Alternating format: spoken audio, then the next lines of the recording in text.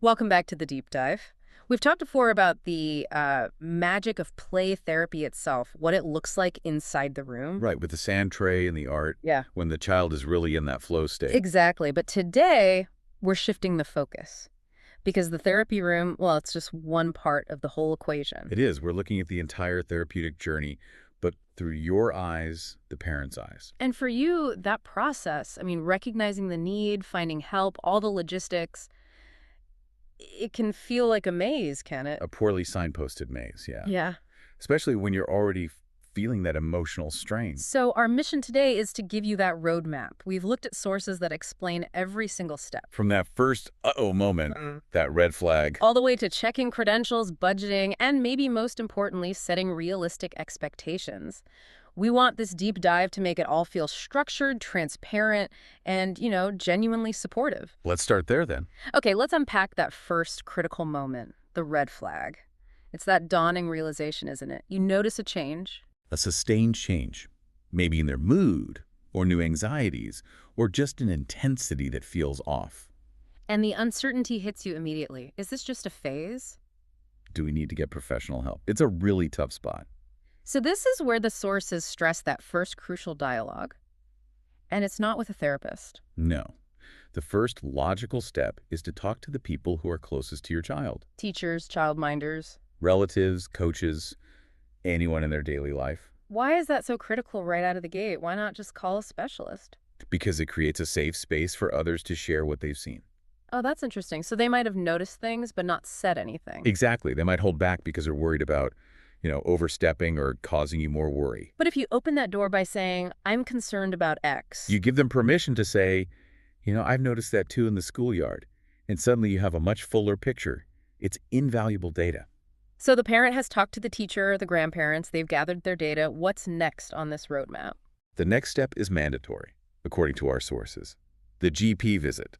The family doctor. Yes. This is essential triage. You have to rule out physical health issues first. So you need to know if the behavior is being driven by something physical, not emotional. Absolutely. We have to know that first. Can you give me a specific example of that, where a physical issue might masquerade as a behavioral one? Oh, absolutely. Think about chronic discomfort.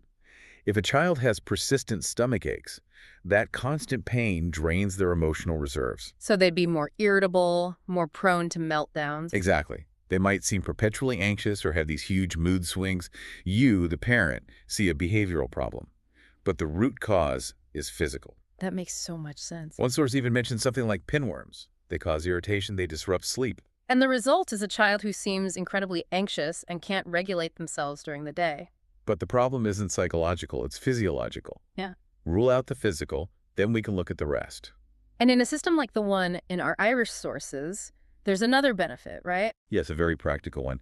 GP visits for young children are often free. Yeah. So that takes away at least one financial worry at this very early critical stage. That's a key detail. Okay, so the GP has ruled out physical causes. Now the path starts to split. It does, based on severity.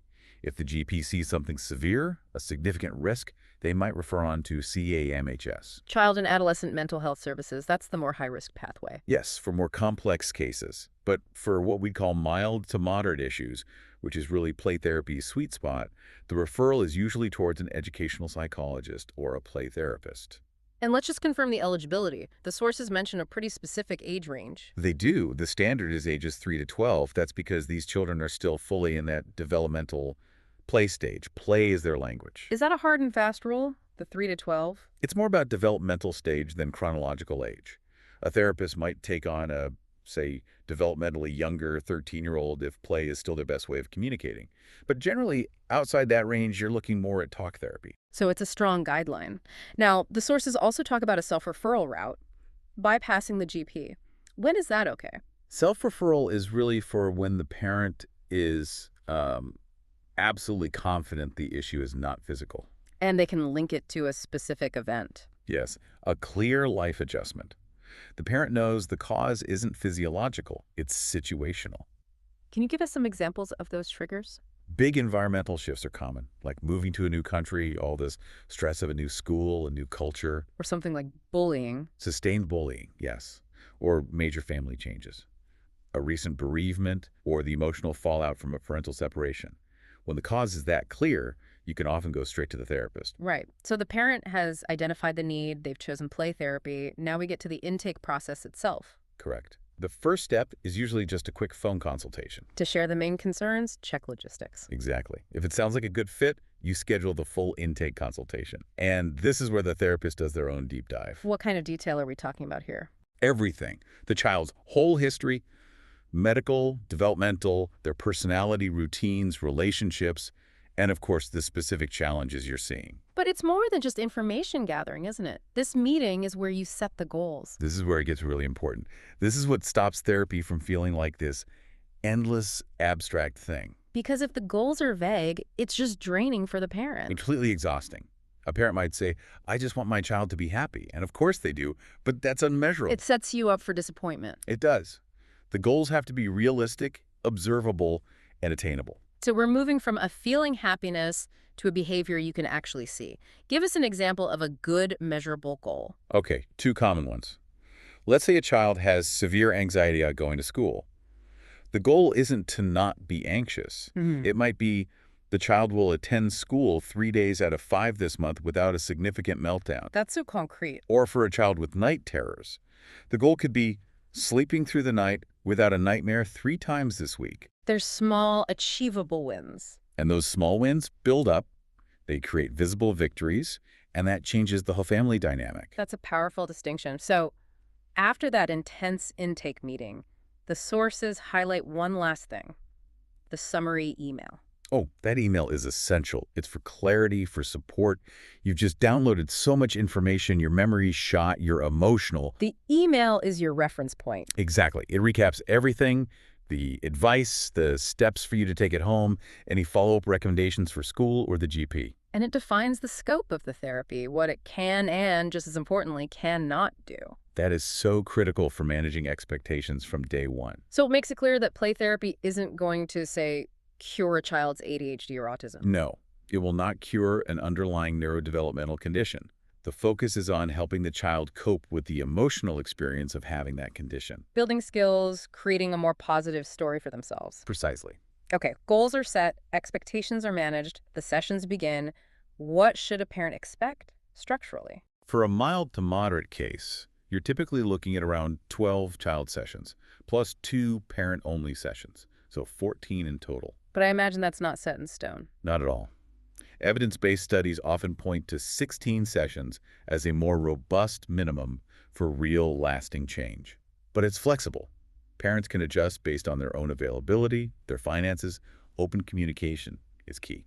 Let's talk about 2 really practical points for the parent. First, confidentiality. This can be a tough one for parents to accept. It is, because it's a fundamental shift. What happens in the room is confidential. It is not shared with a parent unless the child gives permission. Wait, so if my child talks about a huge worry they have at school, I might not know the specifics. That's the core conflict, yes. And it's why you have to trust the therapist's professional judgment. There are exceptions, of course, for safety. Absolutely. If there's any risk of harm, any mandatory reporting situation, the therapist must break confidentiality. But for their day-to-day worries, that trust is what builds their sense of agency. It's the engine of the therapy. I see. The parent gets the themes, the goals, but not the verbatim content. That's a good way to put it. Okay, the second point, parental presence. Do you drop them off and leave? No.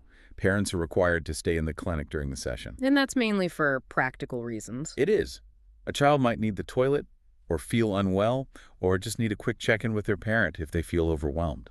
You know, that sounds like it could be an accidental benefit for the parent, a forced, quiet moment. It often is.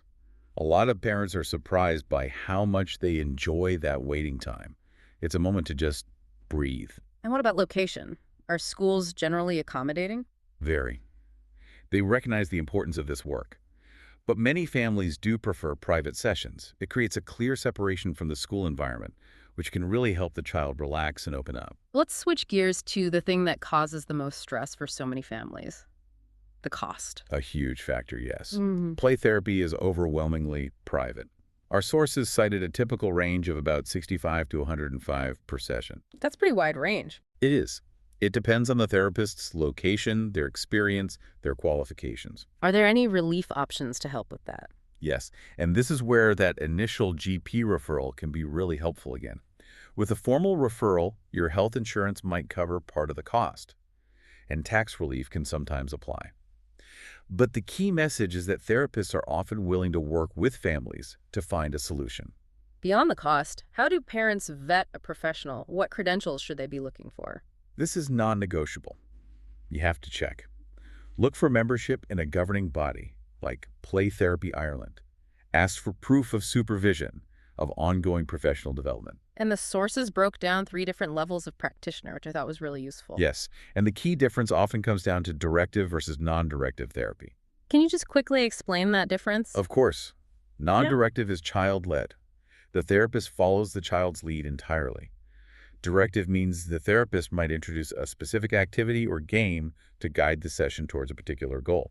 Okay, so the 3 levels are... First is the certified therapeutic play practitioner. They usually work non-directively. Second, the play therapist, who has a diploma and can do both directive and non-directive work. And the highest level is the accredited play therapist. They have the most clinical hours and experience and often handle more complex cases. That is incredibly helpful clarity. So once all that is sorted and therapy is underway, what are the final outcomes we're looking for? The outcomes are about growth and function. We want to see the child managing their emotions better. So instead of a meltdown, they might ask for a break. Exactly. Developing healthier coping strategies, which leads to positive changes in their behavior. And the parent benefits too. Immensely. Parents gain this incredible insight into their child's inner world. It reduces that awful guilt so many parents feel, and they learn new ways to support their child at home. Which makes the whole home environment calmer. A much calmer, more predictable environment for everyone. And let's just reiterate the limitations one more time, especially with conditions like ADHD and autism. It's essential. Play therapy will not cure these conditions. They are inherent differences. The therapy addresses the emotional fallout, the frustration, the anxiety, the shame of feeling different. It gives them the tools to navigate their world. Exactly. And sometimes the biggest change comes from the parent's own shift in understanding based on the therapist's guidance. So effectiveness isn't a guarantee. The sources listed 5 key factors, 5 pillars that really determine success. Yes. The first is time. You're building new neural pathways in the brain. That takes consistency. It's not a quick fix. The second pillar. Age. The research is overwhelming here. Earlier intervention is more effective. A younger brain is simply more flexible. The third and fourth are linked. Right. They are. Severity less severe issues respond better. And readiness. The whole family has to be ready and willing to engage and support the changes. And the 5th factor was fascinating. Gender. Yes. This was observational data, but there's some evidence that suggests girls respond slightly better to play therapy. And we don't really know why yet. The reasons are still unclear. It's an interesting area for more research, for sure. Absolutely. So, when the therapy has reached its initial goal, the child is sleeping better, for example, how does it wrap up? It's managed carefully. There are follow-up sessions to review progress, tweak strategies, and plan for the end of therapy, often phasing it out. Remote consultations on Zoom are also great for those check-ins. So when it's done well, it really should be an empowering process. It should feel supportive, transparent, and ultimately empowering. It can transform a child's well-being and really enhance the entire family dynamic. So what does this all mean for you, the parent who's mapping all this out? We've talked about those session counts, 14 to 16 as a baseline. But here's the final thought to leave you with. Therapy can be extended well beyond that if your child simply isn't ready to finish. The process is tailored to them. Exactly. It's driven by the child's pace and their internal needs, not by a fixed date on a calendar. It reminds us that therapy isn't a checklist you complete. It's a relationship you build and nurture. Absolutely. Thank you for joining us for this deep dive into the parent's roadmap. We hope this has provided the clarity and support you need to take that next step. We'll see you next time.